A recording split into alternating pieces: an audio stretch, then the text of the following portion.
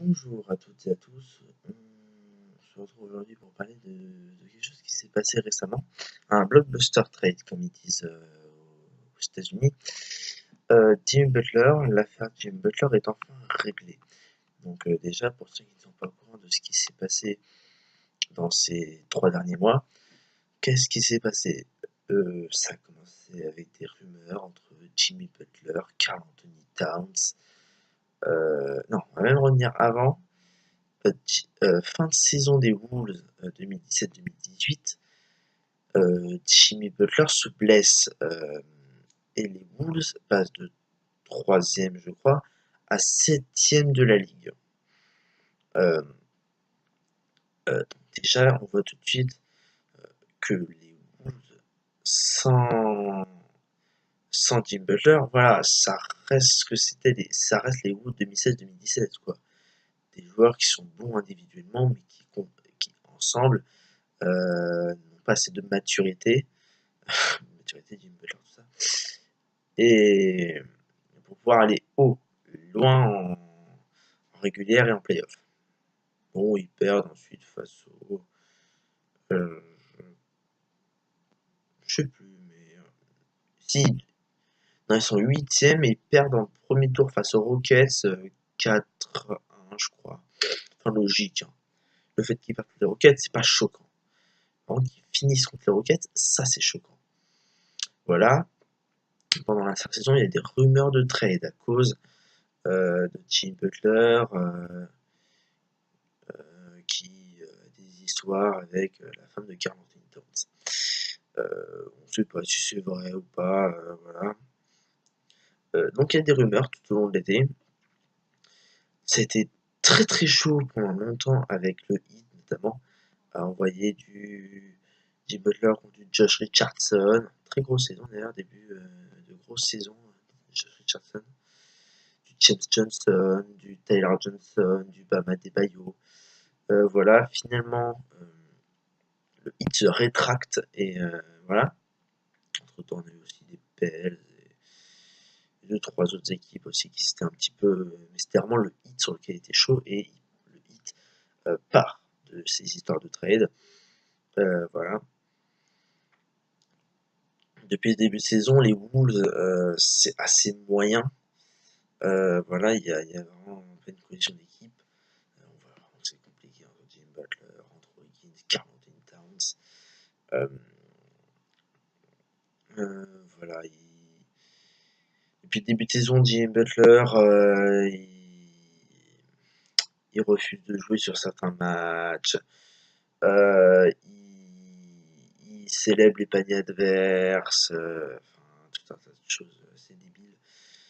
Il a demandé son transfert et il n'a pas été. Voilà, entre des affaires, entre le proprio des Wolves, Glenn Taylor, je crois, qui lui disait oui, oui, on le transfère. T'as un petit Bodo qui disait non, c'est bon, les victoires vont s'occuper de faire le sparadrap. Tu parles, ouais, le sparadrap, j'avais pas de victoire, donc c'est bon. Et on arrive à aujourd'hui, donc un trade entre les Wolves et les Sixers. Donc je regarde ma feuille. Donc c'est Sixers et Wolves seulement, il n'y a pas de troisième équipe.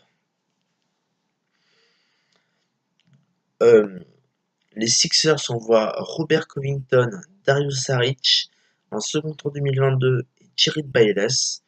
Et les Timberwolves envoient Jim Butler et Justin Patton.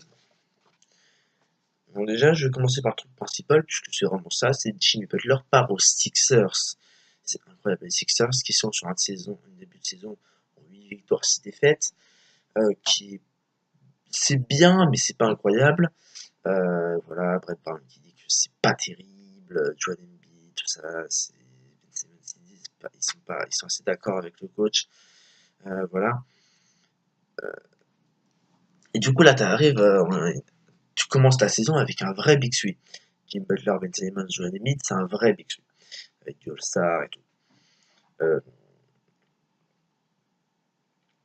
Euh, donc déjà, je trouve des points positifs et des points négatifs aussi. Parce que quand tu récupères un joueur très très fort, il faut non seulement le faire jouer, mais il faut aussi l'intégrer dans l'équipe. Il faut lui trouver son rôle. Est-ce que c'est la star? Est-ce que c'est lieutenant? Est-ce que Jimmy Butler est le troisième homme du Big Three? Ça se discute, hein, après tout, ils sont très très loin, les amis Jojo et Ben Simmons. Mais en tout cas, déjà Jimmy Butler, il n'a pas une réputation du mec le plus sympa de la Terre. Voilà, il y a 2-3 histoires, vous irez voir, c'est pas tip top. Mais voilà, Jimmy Butler aussi, Joel Embiid, offensivement, c'est vraiment un mec très très fort au poste, notamment il enroule tous les mecs de la ligue, il n'y a personne qui peut rien faire. Ben Simmons n'a pas un shoot à 3 points incroyable, ni même son mi-distance, son jump shot, ça c'est vraiment pas terrible. Par contre, il fait d'autres choses. Butler c'est pareil, donc c'est un mix, je dirais, contre l'ère moderne, qui est très shoot à 3 points, shoot en première attention, pull-up à mi-distance. Là, c'est vraiment jeu au poste, drive, ce genre de choses-là, qui sont pas très très fréquents dans la NBA actuelle. J'ai envie de dire des équipes qui jouent au poste, avec très peu de snipers. En fait, il n'y a que JJ Redick qui est vraiment un sniper dans cette équipe, et 2-3 autres mecs du banc, et voilà. Et Mike Muscala qui peut en mettre 2-3, mais voilà. Et moi, je trouve que l'alchimie avec l'effectif actuel des Sixers, parce que le meneur, c'est Ben Simmons. D'ailleurs, je fais partie de ceux que Ben Simmons, enfin, je sais pas s'il y en a beaucoup, mais perso, c'est un ailier fort. Hein. Ben Simmons, c'est pas un meneur. C'est un LeBron James, un Derek Evans, un Evan Turner. Alors, pas au même niveau, mais c'est des ailiers longs, athlétiques, polyvalents, qui sont polyvalents et qui en ont un gros handle. Qui donc, c'est ce que j'appelle moi des ailiers meneurs. C'est des mecs, c'est des ailiers, mais une fois sur deux, c'est eux qui mènent, qui montent la balle. Voilà. Donc, ensuite, il y a Joel Embiid au poste de pivot. Et sur les aides, donc tu auras Jimmy Butler déjà pour commencer. Tu auras sûrement JJ Redick qui va revenir. C'est le poste 4, puisque tu envoies Darius Saric et Robert Covington, il n'est plus là non plus. D'ailleurs, identitairement, c'est quand même fort, ça, la paire de Robert Covington et Darius Saric. C'est des mecs qui sont là depuis assez longtemps, plus Robert Covington qui est là depuis 2013. Darius Saric est vraiment là depuis 2016, mais c'est quand même un mec important depuis 2 saisons. L'ami Dario, le mec qui dans l'ombre, il fait taf, il ferme sa gueule, voilà. Et Robert Covington, c'est pareil, le mec il joue 3 minutes à Houston, la saison d'après il est titulaire aux Sixers. C'est assez fou ce qu'il arrive à en faire. Je sais pas si tout de suite Brett Brown. Je crois que Brett Brown arrive en 2014. Mais peu importe. Et donc vraiment c'est incroyable. Rocco ce qu'il fait, Dario ce qu'il fait. Identitairement, les Sixers, Rocco il est là depuis le, depuis le début du process, hein, du process de finir. Et Dario Saric, c'est un mec qui est important dans vraiment l'explosion du process. Donc voilà, c'est quand même assez fort identitairement. Qui vont faire leur taf, hein. Team Minnesota, il n'y aura pas de problème avec ça. Hein. Puis des mecs, ils sont pas trop méchants. Après, je suis pas sûr qu'ils seront super contents dans le trade. Mais bon, c'est comme le trade des Raptors Spurs de Danny Green. Danny Green, il n'est pas très content. Par contre, il fait le taf aux Raptors. Même si, à mon avis, il n'était pas très content de se retrouver dans le trade. Mais bon, voilà, c'est la NBA. Hein, voilà. C'était comme Demar DeRozan, le mec qui voulait faire une Kobe, quoi. 20 saisons dans la même franchise. Bon, voilà. Que dalle. Il fait pas la gueule, il joue aux Spurs et tout. Voilà, et ensuite les 2-3 pièces. Justin Patton, c'est intéressant, ça, c'est un pivot qui n'a pas joué. Alors, officiellement, il est sophomore, mais il est rookie puisqu'il n'a pas joué de la première saison du tout, je crois. Ou alors, il a joué genre 2 minutes la saison dernière, quoi, sur un match. Il a été blessé aussi hein, dans le genre chez Harry Gales, en bio potentiel, mais blessure. Il est dans le trade, notamment de Jim Butler avec les Bulls. Voilà, donc Justin Patton, ça peut servir, hein, Justin Patton, en dans la rotation intérieure avec du Muscala et du Joel Embiid. Et donc les Sixers, à part Rocco et Dario, pardon, ils les envoient également Jared Bayless, qui, Jared Bayless qui aussi avait été dans les rumeurs de trade cet été parce qu'il coûtait quand même 9 millions et puis il visait le vétéran, mais c'est tout, quoi. Il joue pas trop. C'est toujours j'aime bien Jared Bayless, hein, mais bon. Ça m'étonnerait pas s'il est coupé, par exemple. Voilà, d'ailleurs, c'est ce qui est d'arriver, je pense. Avec un second tour 2022, on verra ce que ça donne. Hein. Ça peut donner un bon petit roleplayer. On verra bien. D'abord, c'est un second tour et en plus, c'est 2022. Donc, c'est loin. C'est dans 3 drafts. Hein. 3 à 4. 4 drafts. 4 drafts, donc ça va. On est plutôt tranquille.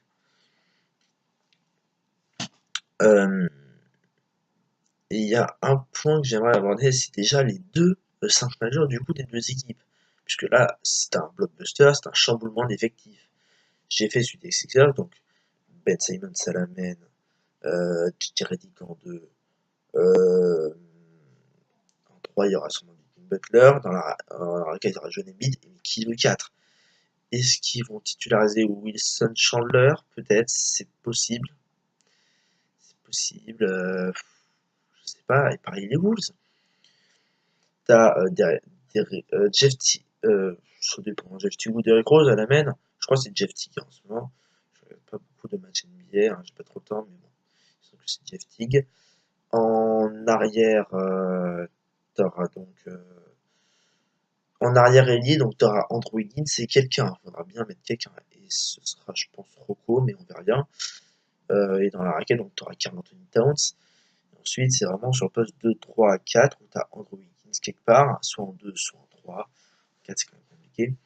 Ensuite, t'as une hésitation entre tu mets soit Andrew Wiggins, Robert Covington, Darius Saric, Andrew Wiggins, Robert Covington, Taj Gibson, Andrew Wiggins, Darius Saric, Taj Gibson. Ça me paraît quand même compliqué. Mais voilà, que ce soit pour Thibodeau ou pour répondre, il va y avoir de la discussion au niveau du coaching, au niveau de comment ils vont refaire leur rotation. Voilà. Et on va aussi parler du trade côté Wolves. Qu'est-ce que ça leur rapporte aux Wolves? Bah déjà, ça mène de la bonne ambiance. Je l'ai dit plusieurs fois. Robert Covington et Darius Saric, c'est des mecs, ils vont pas faire chier tout le monde. Tu vois. Ils savent que eux, c'est pas des All-Stars, en tout cas pas maintenant. Hein, peut-être que plus tard, on sait jamais. Ils savent que eux, c'est pas des stars. Ils savent que le chef, c'est 4, que le lieutenant, c'est Andrew Wiggins, et que le troisième, c'est ensuite du Jeff Teague, voilà, et que ça va se partager les shoots avec Jeff Teague, Derrick Rose, Taj Gibson, et Darius Saric euh, et Robert Covington. Donc, voilà. Mais ça apporte déjà de la bonne ambiance. Alors certes, niveau talent, tu perds beaucoup. J'aime bien Robert Covington, j'aime bien Darius Saric, j'aime bien Derrick Bayless, mais ça vaut pas un Jim Butler. Jamais de la vie. Euh, voilà, donc et puis je trouve personnellement que c'est plus complémentaire avec ce qu'avaient besoin les Wolves, je trouve. Rocco, c'est polyvalent, c'est un bon attaquant, c'est un bon, c'est un pur Swendy. Robert Covington, c'est vraiment un pur Swendy, ça shoot à 3 et c'est un gros défenseur. Un peu dans le style Trevor Reza plus plus. Plus plus, moi je dirais. Trevor Reza plus plus. Puisque shoot mieux à 3, il défend mieux, je trouve. Avis personnel. Et Dario Saric, c'est un mec. Il shoot à 3 au poste, il a des mains, il met des lancers à mi-distance, c'est pas mal, il peut driver, il prend des rebonds. C'est vraiment un mec, un bosseur, quoi. Donc voilà, c'est quand même des joueurs qui vont servir à Minnesota. Par contre, la question, c'est déjà, de mon point de vue, c'était mal parti pour des playoffs. Je les voyais. Alors, j'ai plus mes pronostics exacts, hein, mais je sais que les Wolves, je les avais mis genre 8, 9e. Et bon, les Sixers, j'ai mis très très haut. Et les Sixers, on parlait quand Kawhi était tradé de les Sixers, ils voient arriver les Raptors avec Kawhi, Danny Green, Kyle Lowry, Jonathan Valanciunas, Serge Ibaka, Pascal Siakam, Norman Powell et toute la compagnie. Excuse-moi, t'es extérieur, tu tapes du Ben Simmons, du Jim Butler. T'es lié, tu peux quand même te taper un Ben Simmons, un Jim Butler. T'es pivot, t'as Joel Embiid sur le cul. Franchement, t'es saoulé. Hein. T'es saoulé très très vite et sportivement parlant, ça peut être très intéressant pour Philly. Bon, après, il faut voir un petit peu niveau, euh, niveau talent, notamment ce que ça va pouvoir donner. Qu'est-ce qu'il y a à dire de plus? On va partir. Là, j'avais mis. Donc, on va parler de quelques petits scénarios qui peuvent arriver. Là, le discours de Philly est très clair. On prend Jimmy Butler. On veut qu'il re-signe cet été. Le truc, c'est que Jimmy Butler, il a beau avoir s'est fait une réputation de merde ces quelques années. Au niveau vestiaire, comme ça, un petit peu Dwight Howard, il a beaucoup de talent, mais très très con. Et hors du terrain, en tout cas, c'est très très con. Vous savez, il a un bon QI sur le terrain, mais vraiment. Mais par contre, il y a plein d'équipes qui vont vouloir signer un Butler. Genre, genre les Nets, par exemple. Les Nets, ils ont de la marche salariale et tout. Un Butler, franchement. J'ai bien dit Marie Carola. Mais juste, imaginez. D'Angelo Russell à la main. Casse le vert, c'est son début de saison. L'autre. Peut-être un jour, il faudra que j'en parle, ça aussi. Jim Butler à l'aile et une raquette de maçon avec Hollis Jefferson et Jarrett Allen. Bon, bah. Pourquoi avoir un pic? Ça sert à rien. C'est sûr qu'il fallait les pics de draft. Donc voilà, il y a plein d'équipes aussi. Je dis pas tout en tête, les Bucks aussi, peut-être. Les. Je sais pas, les. Non, je veux dire les Suns, mais non, je ne vais pas recruter ça. Les Pels. Je sais pas, j'ai dit des équipes au pif. Mais vraiment, les Nets et les Bucks, par contre, faut faire attention. Les Bulls, ça se trouve, génial, les mecs vont proposer un contrat, ça va être hyper marrant. Si on apprend ça, on va se taper des bonnes barres. Sinon, voilà, c'est vraiment tu re-signes. Par contre, si re-signes pas, t'as perdu Covington, Dario Saric contre Justin Patton. Et en plus, ça se trouve, le second tour arabe, bon, le mec. Bonjour, je suis le meilleur joueur de la ligue. Voilà, non mais ça peut être un joueur intéressant quand même, le second tour de filles en 2022. Hein. Bon, c'est un second tour de filles en 2022. Je veux dire, les Sixers, mais puis Butler ne signe pas. On l'a bien vu là récemment, en playoff, que Embiid et Simons, c'était largement suffisant hein, pour nos amis de l'amour fraternel, de la ville de l'amour fraternel. Voilà, et du côté des Wolves, vraiment, je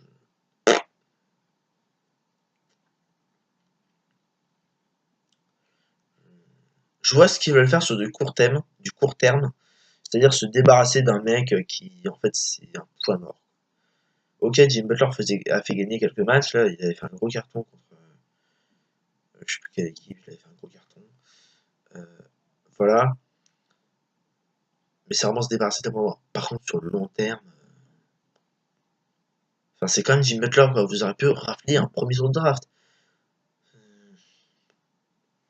Enfin bref. Bon bah voilà, tout ce qu'il y a à dire. D'ailleurs, il y a plusieurs trucs qui peuvent être une question.